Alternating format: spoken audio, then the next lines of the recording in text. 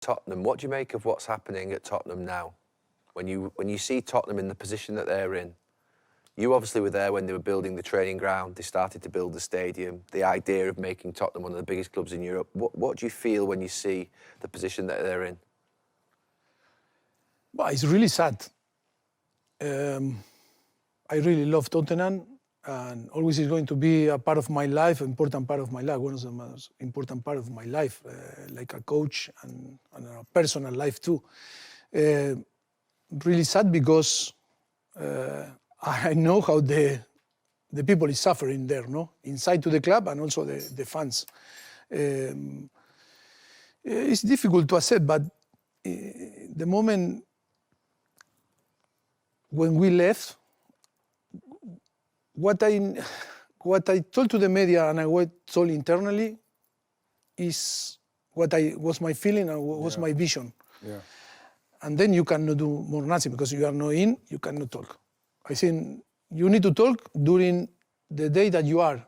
When you left or when you are sacked or when you decide to go move again, I think it's not time to talk because I think it's only to, if you talk things is, for me, are not right. But I think when I was there, I tried to explain what was my vision, no? And we were in a situation that was amazing because I think the training ground we finished the training ground, we finished the stadium, we moved to Wembley to play, to Milton Keynes, too many games like this. And at the same time, we were very competitive, no, playing.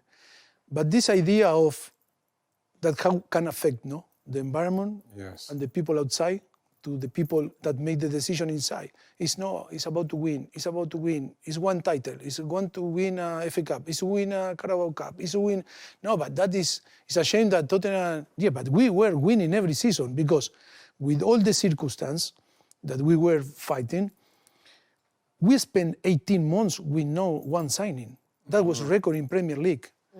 Because all is true. After Tottenham can say, no, we had money to spend in, yes. But not the type of money to improve, to be close to win. Yes. Or to challenge. We challenged to win. But we missed this last step, no? Did you ask for that money? Because, I mean, you were so close. You were getting there, Champions League, second in the league. You had a team of young players that were really talented. You were onto something.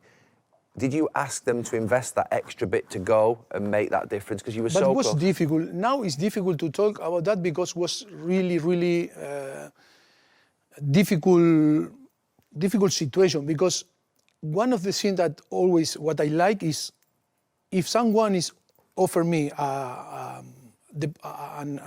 project, no, and the possibility to coach, I want to know what the reality. I want to know what they expect from me. I want to know what I need to do, which is the reality of the club. And I think what happened in Tottenham that I really understood what they expect from me from the beginning. And of course it was tough, but I think I cannot complain. Only what I wanted to tell them is to say, okay, that is the idea, that is the strategy, the philosophy or the culture that we were creating there. But if we wanted to be competitive, we need some time to make different decisions. The problem is when the assessment is not coming from inside to the club and the assessment comes from outside. And when people start to intoxicate things and say, no, you should win with this team. You should win a title. You should, okay, what is going on? Yes, sometimes happen after long time or many years, they say, oh, maybe the problem is this guy that is sitting here. No? And maybe it's not the problem. Maybe it's the solution. I don't think anybody thought the problem at Tottenham when you were there was you. I think everybody at the time that I remember was thinking, investment. Give this guy the money now. Yeah. You know, this is you're so close. I remember at the time people urging Daniel Levy. Yeah, but Gary, sometimes it's money and sometimes it's our decisions. Sometimes it's not only about money. No, but the right players, I mean, bring the right players in so that you could. Sometimes we were always talk. Sometimes our players that are good doesn't belong anymore to in certain clubs. And that is a moment because you can add, but if you don't remove,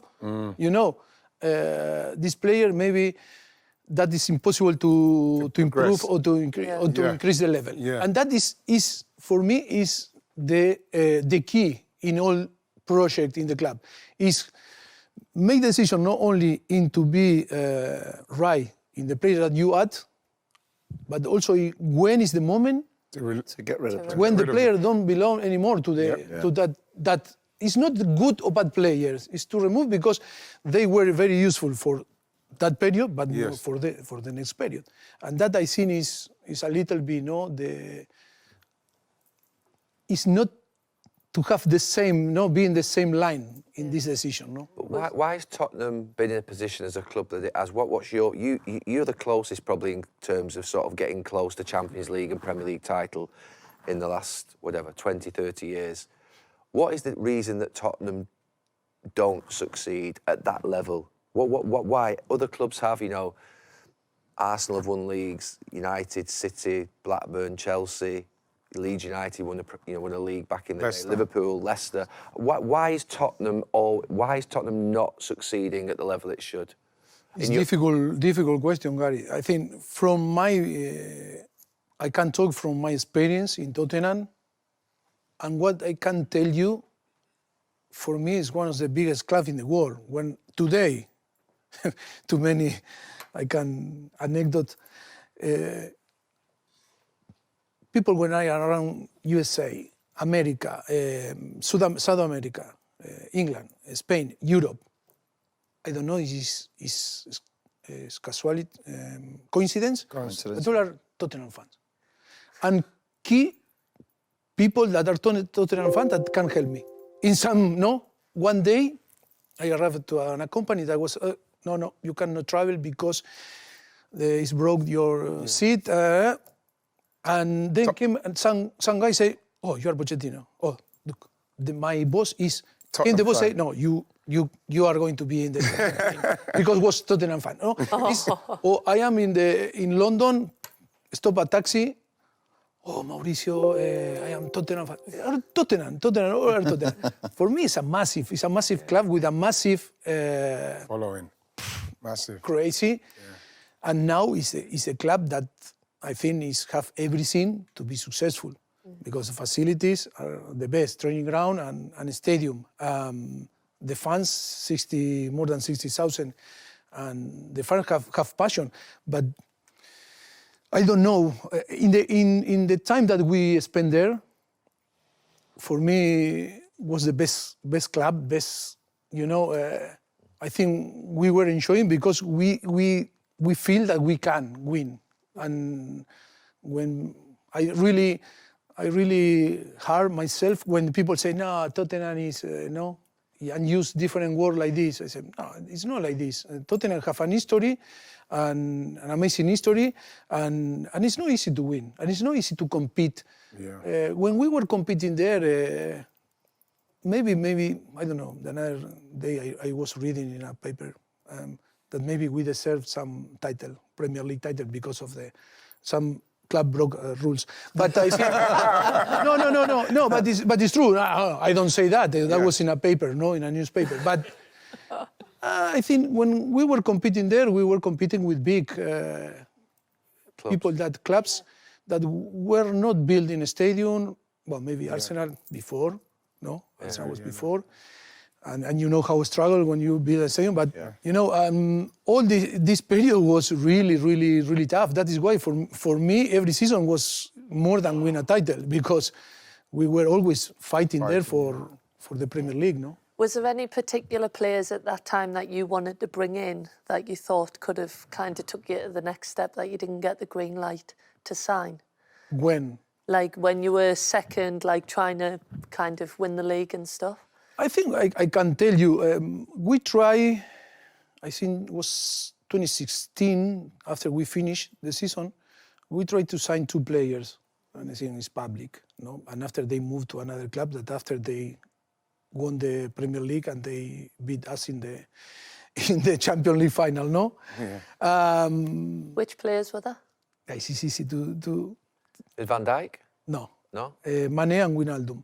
And yes, for different reasons we cannot achieve that. But I think it's always you need this luck that to bring.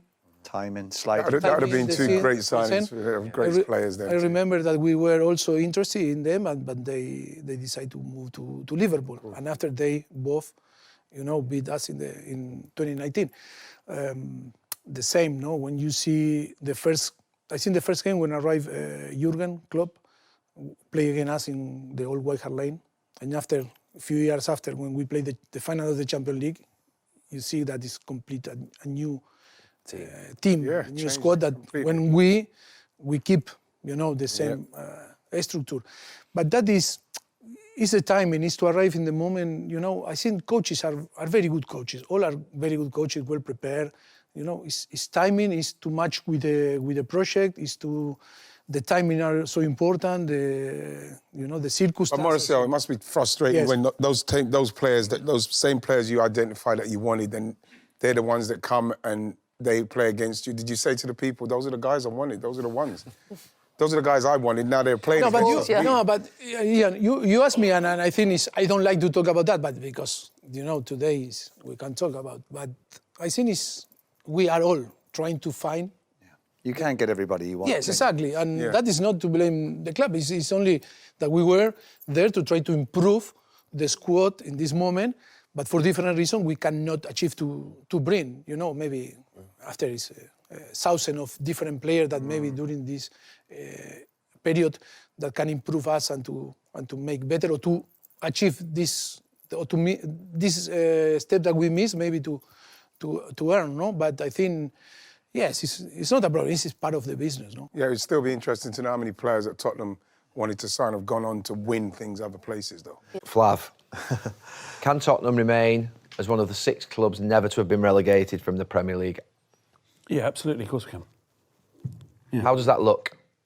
It looks like we go to Villa Park and win. It looks like we beat Leeds at home and we beat Everton at home. And that Chelsea game is going to be a nightmare. Because what more motivation do they need to beat Spurs than potentially relegate us? 10 years on from Battle of the Bridge. Yes, but do you think the Chelsea players have got that sort of, what would be that understanding of this spite and this rivalry? They'll be able to feel it in the stadium, I think. Yeah, they'll respond from what's happening in the state. It's not like when Fabregas was there and that Chelsea side 10 years ago, that was sort of fully understanding of what it would mean for the Chelsea fans to do that to us. But I think they'll just be able to feel the energy. So we need to do our work outside of that game because that's going to be the trickiest. I'm hoping that Villa will be preoccupied by the massive game, the Europa League semi-final against Forest, which is not going to be easy for them. They're probably going to qualify for the Champions League anyway through league. So that's what I'm thinking. That's where I'm at. You're talking about winning three out of 5 games there, aren't you? You've won 1 since, December? Yeah, last week. Well, we won last week. Since December, though, that is it? Well, yes. You talk about winning 3 of the next 5. No, I mean, I just think, De Zerbi's had 3 games and we got 4 points out of those 3 games. Before that, we were dead and buried. There's massive reasons why we're in this situation, and I could go on all day about them, but the fact that we've had like 5 ACLs in 18 months, when the average is 0.25 to 0.6 per club in a season. How do you know that? What's wrong with you? Well, when your club is burning and falling apart around your ears, you need to figure out why it might be going wrong. But on top of that, you've got to look about what's going on behind the scenes as well. As much as it was time for Daniel Levy to leave, it wasn't about pushing him in the way we did, because you leave a massive vacuum. Who's making the... This is a guy who's institutional at Tottenham, right? He was Tottenham Hotspur for a long time, in the same way that Ferguson was at United and Abramovich was at Chelsea. Levy was that guy. He had to move, but he had to be a part of a transition.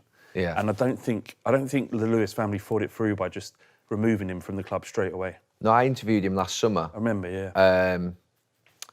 I went to see him, and there's no doubt he was planning for next season. There's no way he was expecting this to come. And I think you're right. I think if you're going to transition into somebody who's been there with such an unbelievable influence, you have to do that over 12 months and make sure that everybody's sort of... You can't just do it on the spot like that. It's just madness. No, he was kind of treated like a manager would be if the team wasn't performing. The Lewis family have come in and gone, I don't know what was happening behind the scenes, but have gone, right, you're out. You're out because Venkatesham's here. He's a CEO. He's operated at that level at Arsenal for 5 or 6 years. Is he struggling? Because, I mean, he doesn't get much mention, but he was supposed to be the guy that was the sort of, like, brilliant at Arsenal. Yeah. He's come in, but he doesn't get much of a mention. I mean, the Spurs fan base have an issue with him and the way they think about him. He doesn't seem to be covered in the press, but there's definitely a conversation amongst the fan base. I think when he came, they did a joint interview. Levy and Venkatesham sat together, talked about red wine and all kinds of bollocks, and then a few weeks later, Levy was gone and Venkatesham was like, "Oh well, I'm running the football club now, am I?" That's what it feels like. Then you've got this situation with a dual sporting director role with Paratici and Langer, and which big clubs have 2 sporting directors at a football club? Chelsea. Do they? At least. And that's going well. That's going well, right? So the fact is, you've got 2 decision makers. One, Paratici might be right. He's about as close to probably the kind of sporting director of football that you want. And you've got Langer, who has effectively been. He's done well at recruiting young players, but he doesn't have the charisma to lead a cultural influence at a football club that Spurs need. There's no culture at the club. Could go into the Championship, and to be fair, I said No. no, I'm serious, because to be fair, I accept that it would be something that is, a really bad thing for the club to happen. But for the fans, you're a fan of Tottenham. Great away, dude. You're a fan of Tottenham till the day that you're not, you're a fan of Tottenham till the day that you're not here anymore. Of course. Fact, right? Yeah. Is it not going to be the most incredible experience that you somehow think it's the biggest low? No, but I'm imagining it as like, to be fair, I just remember my dad talking about United going down in the 70s and them saying that it was one of the most incredible atmospheres every single week. City have been in that dark place where they probably now, with fondness, look back upon that moment of being in League One. All the old blokes tell me. Tottenham are a huge club. They'll be back in the Premier League in a jot, whether it's 2 years, 1 year, 3 years. You'll always be back in the Premier League. You're a massive club. Is this not one of the greatest moments in your history from a point of view of sort of telling the story? No, I'm Think serious. about Leeds United, though. Leeds United took 20 years to get back. Yeah, so I mean, look, That could happen. Cheers, thanks. No, absolutely not, Gary. No. You don't think that? You don't. Amazing. You've not got part of you thinking that actually this could be one of the most sort of like great social experiences for Tottenham fans we've ever had. I'm sure it'd be a laugh for every. Pressured into this. I'm sure. Doc. You said to me a couple of years ago, Mike, do Everton good to go that as if. Did I say it? Is it still the same? Did I say that? That's what you said. Can I just apologise? Honestly, like you could have said to me, would you rather, like in December, would you rather Arsenal win the league or Tottenham get relegated? And I'd say, well, yeah, I'll take relegation if it meant then stopping them. Now when you're in it, the reality of this is horrible. I've not enjoyed watching my team play football for months. And West Ham will beat Arsenal and confirm both, That's going to happen in one day. Yeah, if West Ham beat Arsenal and we get relegated and Arsenal don't win the league in the same day, I might take that. I might take that. You're still considering Arsenal winning the league being as bad as Tottenham going down? It's about the same. About the same, yeah. It's about the same. About the same. But that's when you know you're a little bit fucked, don't you? You know what I mean? When your mind's so bitter and twisted to a point whereby... No. Okay, this is where this comes from, right? Everybody, the last 24 months has woken up to what Arsenal are like as a fan base and Arsenal fans generally. Everyone hates them. No, we've known for a long time. Right, well, you might have known a little bit longer. I've had 44 years of that. So now everybody's woken up to what Arsenal are like. What do you mean what Arsenal were like? So you were celebrating Man City goals at your stadium a couple of years ago. They weren't. Right, What's wrong with that? I was there. They were not doing just that. a Trust me, they were rivalry, not doing though. that. I don't think there's a problem with Arsenal. I don't think there's a problem with Arsenal. I mean, the people do think there is a problem with Arsenal. What is the problem with Arsenal fans? Everything. I just hate all Big Six, to be fair. I don't discriminate. Hate them all. The problem with Arsenal fans is Arsenal are at the core of social media. And we live in a world now where people get 99% of their opinions from Matt, I grew up... not on You the booed your team off in the Emirates, nothing to do with social media, and you were top of the league. Matt, I grew up... That's booed them match-going off. That's fans. mental. People were hating on more. Matt, I grew up in Holloway in North London, right? I was way before Twitter even existed. I know exactly what you lot are like. Exactly what Which is what? Well, I don't want to say on this show. You've got but immensely annoying and irritating. But Flav, tell us what you think Arsenal fans are like. They're unbearable. And we've got to remember that this is not just what they're like generally, but it's like I grew up when I went to Highbury Grove School, which is a school down the road from where Highbury where they used to play the football, surrounded by them at a time where they were winning trophies at a canter. And just growing up around them made me a very bitter and angry person about when it comes to Arsenal. So when you say, would you rather Spurs get relegated or Arsenal win the league? It is similar because I hate Arsenal as much as I love Tottenham. That's embarrassing, and that's the reason you're in the position. No. Hatred's a big part of football. That's the crux. Hate your rivals as much as you love the club. I think I'm probably... Yeah. Nothing wrong with that, Flav. Together, if you love your club that much, you end up having that rivalry. That's football. That's good. I would have said growing up, I hated Liverpool as much as I love United. Yeah. We were crap though, so it's a bit different, isn't it? What's that? We were crap when you were growing up, so... I never, to be fair, considered City as some sort of a threat. Actually, as I was leaving the club, I started to feel them sort of like breathing down our necks. I thought, they're getting closer, semi-finals, getting closer in the leagues, like it's getting dangerous. And obviously I left, and then... I remember you saying that to me. We was away somewhere in Qatar, I think, on a training camp. I always remember you saying City are coming. They're fucking coming, them lot. No, it sounds crazy, but when they first signed Robinho, I thought it was like a farce or joke project. And then when they started to sort of, I think when they took Carlos off us, because we hated him for it, but we knew he was a good player. Welcome to Manchester. We knew he was a good player. What was it like in the dressing room? Did you like try and get in his ear or Fergie's Carlos? ear? Or... Couldn't speak to Carlos, really. You should have spoke Spanish to him. He couldn't understand When you say because the fans were singing Fergie signing, we were all singing Fergie signing him up towards the end of the season. I think he made his mind up. I think he'd probably fell out with a couple of players, hasn't it? Well, when you say you couldn't speak to him, but he didn't speak to anybody, or there was no relationship. Carlos, when it was going his English well, wasn't good, was it? His English wasn't good, so when it was going well, Carlos wouldn't speak to too many people. He didn't change too much from when he was going well to him leaving. No. But I don't think he played that many games in the last few weeks, did he? I just remember him he was never injured either. I remember him sitting on the bench. He had a problem with a player playing in front of him. Berbatov. Possibly. Carlos was someone who... He couldn't understand it. Carlos played football like he was in the street in Argentina as a kid. So you just literally ran for everything and just... It was brilliant, actually. I actually think when him and Rooney and, I loved him, man. And Ronaldo played together, honestly, I've never seen anything like that. He thought every week, every day in training, he was working his bollocks off. Yeah. And then this other lad was playing. It was just... He didn't have that same enthusiasm. It was just different, yeah. Yeah, Berb was different. It was just different, so I don't think Carlos got his head around that. I think he made his mind up anyway. Do you prefer playing with Berbatov or Tevez?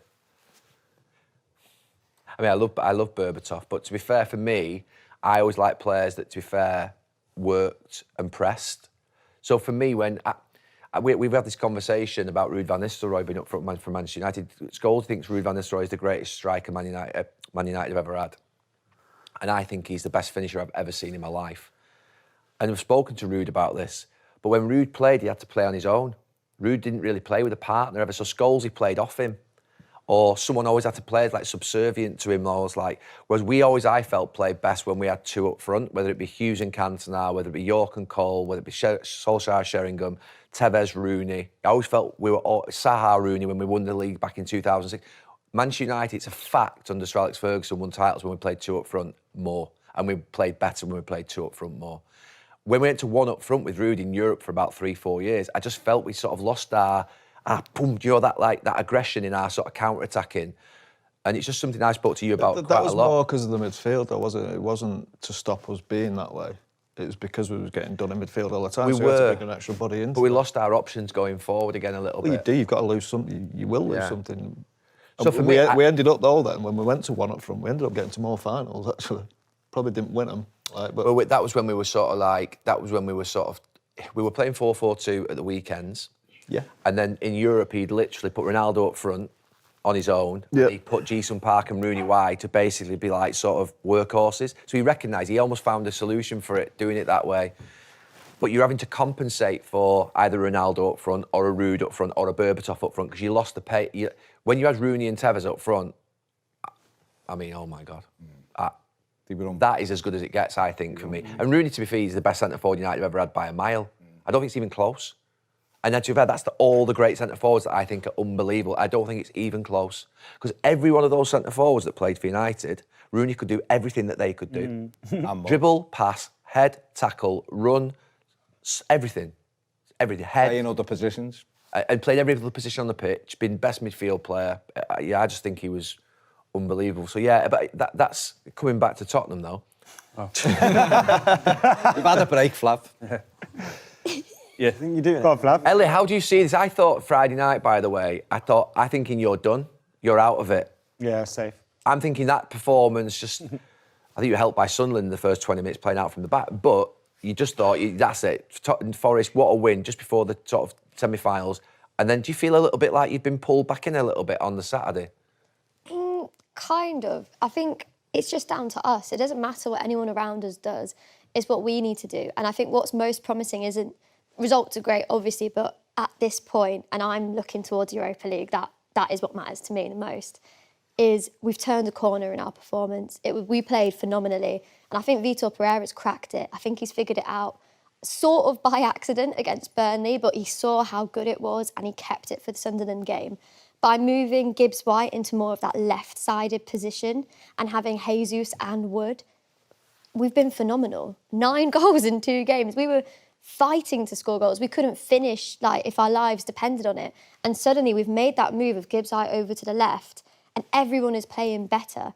And I think I felt really bad for Jesus because he's had a lot of pressure on him this whole season. He's played pretty much every game in Europa League and the league. And that's a huge... he's got huge boots to fill with Chris Wood being as phenomenal as he is with the injury. And when you watch Jesus in the Premier League, you can see that he needed someone else there. He needed to be playing with somebody. He needed to be able to offload it to somebody. You could see that he was holding up the ball well when he wasn't diving. And it needed someone else around him. And then when you have someone like Chris Wood with that phenomenal movement in and around the box, it just works so, so well. And I think that, for me, is what's more... Obviously, results are really important right now, but that's what gets Forest fans excited, is we think we found a system without Nuno, with everything that's gone on, all the dramas and all the injuries. We found a system that works, and we look great. We look unbeatable at the minute. Do you think the only risk for you is the actual semi-finals, that you get caught up in this massive sort of what will be emotional roller coaster of these 2 games? I don't think we're taking it as seriously. When you look at the team selections for the Europa League, even in all the knockout stages, I've been quite frustrated that we haven't necessarily started our best 11 every time. Will he change that, though, for this now, surely? He better. I hope so. I think he will. But I don't think he's necessarily going to go with the exact same system. I don't think he is. I think he is looking at that Premier League. I think that's what he's been told. But for me, as a Forest fan, who knows next time we're going to be in Europe? I've never seen us in Europe. It's an absolute dream come true. Premier League is just a league. Who cares? Do you know what I mean? Like, well, yeah, you would do. But for me, you can't put a price on memories. And people keep talking about, oh, but what if you get relegated? Firstly, it's not mutually exclusive. Just because you start your starting 11 in the Europa League doesn't mean you're guaranteed to win the next Premier League game.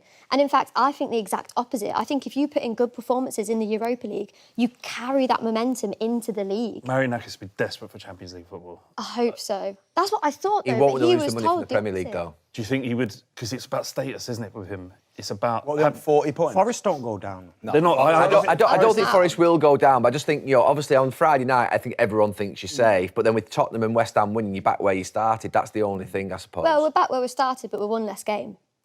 And with the momentum. That was a tough game, Sunderland away. Tricky game on paper, wasn't it? Yeah. I just think... Tough place to go. But if you thought Forest were in a relegation scrap pre-Friday, but then you thought they were out of it post-Friday, and then all of a sudden you're back in the same position, you must think they're still in it a little. You'd expect them Spurs to win. We've got Chelsea, we've got... I should know, I'm going to them all. United. I'd say you've got United. Bournemouth. You've got Chelsea. You've got Chelsea away, Newcastle at home, United away, and Bournemouth at home. And I don't think that's easy. That's horrible, especially when you know our record with those teams. Could lose all them. Nor are their games. No, but I'm putting also. I'm just going to give you your games. Chelsea away, Villa in the Europa League, Newcastle at home, United away. You've then got a potential Europa League final, and then you've got Bournemouth. So. You have got obviously the Europa League game this Thursday, then you've got Chelsea away. If you're to lose that and the other 2 were to win, I do think you have got a little bit of something to do because Newcastle were okay last weekend against Arsenal. United at Old Trafford's not going to be easy. No. You know what I mean? So, but it's about us, isn't it? I think for me, any team can beat any team in the league. We know that, we've seen it. At the end of the day, if we play how we played against Sunderland, how we played against that second half and against Burnley, we're fine. But it's, can we carry on that momentum? Was this, I don't think it is, but was this just, a couple of good games? Do we lose against Villa and then we lose that momentum and confidence drops? Because what we've massively lacked this season, minus all the things we already know about, former managers and all the politics and stuff, what we've massively lacked this season is confidence. Yeah. I mean, Amari Hutchinson, he's a young player coming into what is a very turbulent team, very turbulent side at the moment, and he's not been able to perform. And we've had that with all our players, everyone we've brought in, and even the ones that were already here. What we need is Morgan Gibbs-White. Yeah. And that's who has come through. That mentality, that attitude, that leadership that he brought, he dragged us through that Burnley game in that second half. He was phenomenal, not just for his hat-trick, he was everywhere. And I think that's the difference. He is such a leader. Keeping that morale, keeping that mentality, keeping that confidence, that's what matters more. So I want to go into this game. It's huge for me.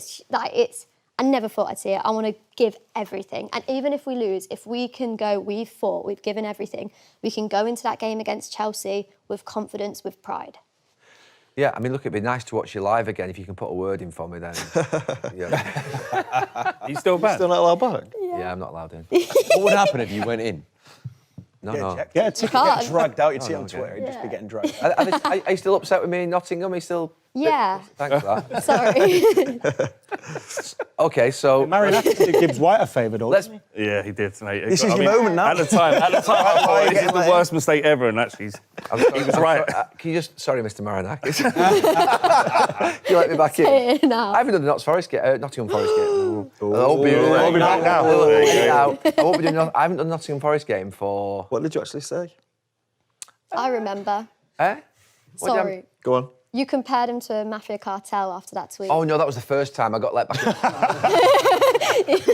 The second time, When Marinakis came on the pitch. Yeah, he came on the pitch, and I said that if I was an employee of that club, I think Nuno Shandy's noticing, because the reality of it is he's written on the wall when someone does... It was right, though. Yeah. Great battle, isn't it? Let's get to it then, because we can see the games that are left for the four teams here. Obviously, Spurs currently holding that spot, but West Ham, Nottingham Forest not out. Well, I don't know whether we can even talk about Leeds. They might well be out of it. We'll come to them in a bit. Yeah. Let's start with Spurs then. Can you see them getting themselves out of trouble with these games still on the table? Yeah, I think I can see them winning a couple of them games, but the problem is West Ham are in good form. I tell you what was a big blow to Tottenham was when they scored against Wolves, and then they hear West Ham have scored the winner against Everton, against a good Everton team who were going for Europe, and that's credit to West Ham. But I look at the game, they got Villa away. Villa will want a response after the defeat they've just had, so it's going to be difficult for them to get anything. It's always hard to go to Villa. And what makes it worse is Xavi Simons is now out. He's the only creativity. They have got other players, but he's the X factor and looked like he was just getting back, to his best form. And Solanke, we don't know how long he's going to be out. So when you have players of that ability missing, I think it's a struggle. Leeds at home, I think they could beat Leeds at home. Chelsea, you don't know what Chelsea is, because now Chelsea have got an interim manager. If it was the Chelsea that were playing against Brighton, I think Tottenham would have been happy. But Chelsea will be happy to send Tottenham down. So that's going to be a difficult one. And then Everton at home, you don't know what Everton's playing for, but they've got the possibility of winning that as well. So they're the two games where I think that's all ifs and buts, Vicky, because Everton's still a tough game. The job David Moyes has done there has been brilliant, and so is Leeds going to be tough. But after that Wolves win, they've got to have confidence going into the next fixtures. Yeah, I mean, it's interesting, isn't it? Because you talked about Xavi Simons out for the potentially rest of the season. He's ruptured his anterior cruciate ligament. But also, we're talking about Maddison as well, a player that Jamie Carragher actually feels is the only special Spurs player that can actually offer something. So he's been included in the last two matchday squads, but hasn't yet made his comeback. So do you think he could be really key with the likes of Xavi Simons out? Well, it's a big risk. He's been out, and I think he's ahead of schedule. But I think you have a risk to player, and you've got to speak to Madden and say, are you ready to come and play? He's been on the bench the last two games, but he does have the X factor. I do think the other two players, but they're missing. They're not involved. It's Kudos and Kulusevski. They're the two players that have got creativity, but the ones they've got fit now, James Maddison fits the bill, but I don't know, Dave. It could be a risk to play him in that. But if he's on the bench, he must be fit and ready to play. Yeah, and the problem that Spurs have got now is that prior to the weekend's results, our predicted safety mark was around 38 points. Now the results over the weekend has pushed the predicted safety mark up to 40 points. Wow. And that is a massive total. Spurs have got to win another 2 games out of their final 4 to reach that. Even Nottingham Forest, who we kind of thought after that result against Sunderland, well, they're going to be fine. They still need another result, and they've got a massive European game this week. Leeds are on 40, just reaching that threshold, but they might not even be sitting too comfortably anymore. So if these sides keep getting results, that safety mark is going to keep getting higher. So the tension's going to continue to rise. Yeah, what does your gut tell you about the teams at the bottom? Do you see Spurs going down? Do you see West Ham having a wobble? You know what? I've always said I don't see Spurs going down, but I'm not sure now because the other teams' leads have been outstanding. I think they'll beat Burnley, and that would be them safe on 43 points. I look at Nottingham Forest, that result against Sunderland, huge confidence. But Dave's right, they got a big game in the Europa League against Villa this week, so that might take a lot out of them. But they're going to be confident. If they get a result against Villa, they're going into the weekend game full of confidence. And West Ham have got momentum. All those teams have got momentum, and Tottenham didn't have momentum until the Wolves game. And then they get a big win like that, and they look at all the other results and go, well, basically, we're back to square one because we've had a big win and all the other teams have won points, and that is kind of a kick in the teeth for them. But they got to keep believing. They got to keep believing. The only thing I would have said is De Zerbi should have came in a long time ago. If he was in a long time ago, they're not in this position. One name. Who goes down? One word. I don't want it to be, but I feel like they will. It's Tottenham. OK, that was kind of a... One of the minority among Chelsea fans. But it's one of those things where, I mean, and I listened to that podcast on the way here with Pochettino, and he speaks so well about so many different things, and you can feel it in his voice when he's speaking about Spurs. He's very close to that club, and the disappointment and the surprise, I think, is surrounding not just Spurs but the actual Premier League. But it's an unforgiving league that if you don't produce, I mean, West Ham have been there before when they felt that they had a team that was too good to go down, and if you don't get the points, then unfortunately that can be where you end up. Yeah. I mean, West Ham play first this weekend, so if they were to win at Brentford on Saturday, Tottenham would be 5 points behind by the time they kick off at Villa Park on Sunday. Psychologically, how hard would that hit that team of Spurs players? Yeah, I mean, in fairness, I think when you're in a position that Spurs are at the minute, I think psychologically they're already in a bad place. And obviously it's the manager and the staff's job and the leaders in that dressing room job to try and make sure that they're trying to remain confident. But I've been in positions when you've been in relegation battles before, and it's sometimes a really difficult place to get yourself out of from a mentality point of view. But it certainly won't help, put it that way, if they get the result West Ham. And obviously going against Aston Villa, I mean, the fact that they have a game tonight might help in a small capacity, but I know where I would rather be going as an away game, and that's saying something as well, because Brentford have had a tremendous season themselves, but I'll certainly rather be playing Brentford than Aston Villa. Is taking it to the final day the best case scenario now for Spurs? I think so, and even you just look at their running, what you might get from Leeds is if Leeds was to go and get a decent result, they may feel that they're super safe and they might maybe take their foot off the gas. I'm sure that they won't. But then they've got to go to Chelsea. Chelsea are still trying to get Champions League football, and you never know. Everton still could be pushing for European football. So the running certainly looks difficult.